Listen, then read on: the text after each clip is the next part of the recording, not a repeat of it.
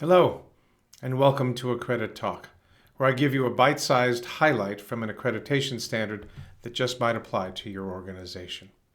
My name is Tom Goddard. I'm the founder and chief executive officer of Integral Healthcare Solutions, where you probably ought to come for all of your healthcare accreditation consulting needs.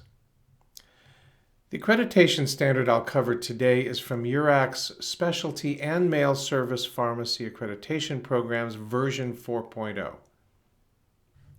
The standard I'm going to cover is RM2-3, Business Continuity Plan Testing. Now, if you haven't already listened to the video or watched the video on RM2-1, I recommend you do that. This will make only some sense without understanding what you need in your business continuity plan. But this is a subset of what used to be PHARM Core 14. Basically, this standard is different than PHARM Core 14. In one way, it's more lenient, and in other ways, it's more specific. The way it's more lenient is that you can now use, if you're coming in under this version of the standards, you can now do a tabletop exercise to simulate an incident in an informal, stress-free environment. This was not the case under the PHARM Core standards, so this is new.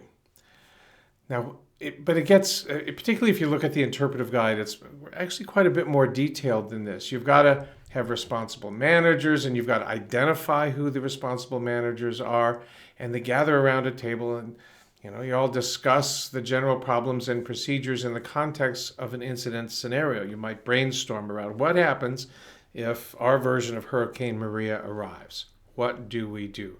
Do I drive to Pennsylvania? Do I drive to New Mexico? Set up shop there. What do we do? Or what do we do? How you set up the scenario. You're actually going to give you flexibility around this. And you don't need to arrange elaborate facilities, but it's useful to have observers of the process, to be able to spot from outside of the process how people's awareness of what they need to do is.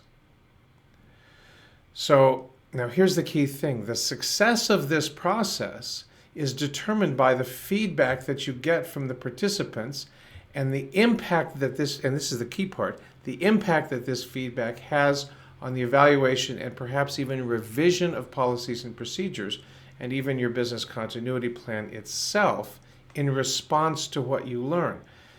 So, and every piece of that needs to be documented. Who's there? What's the scenario in advance? How did you present the scenario? And how did you record the responses of the participants? And most importantly, what did you do with that? Did you take it to the Quality Management Committee? Good idea. Take it to the Quality Management Committee. Whatever your report is, develop a written report that has recommendations. Here's what we learned, and here's what we recommend for our changes in our process. Take it to the Quality Management Committee. Have it discussed there. So that's it. I mean, you can now do a tabletop, but the expectations about documentation are a good bit more rigorous than they were before. Thank you for joining me on AccrediTalk. For my full interpretive guide for this standard, click on the link below this video on YouTube. And if you want to talk with me personally about how Integral Healthcare Solutions might be able to help your organization get accredited or stay accredited if you're already accredited, click the scheduling link below. And again, thank you for joining me on AccrediTalk.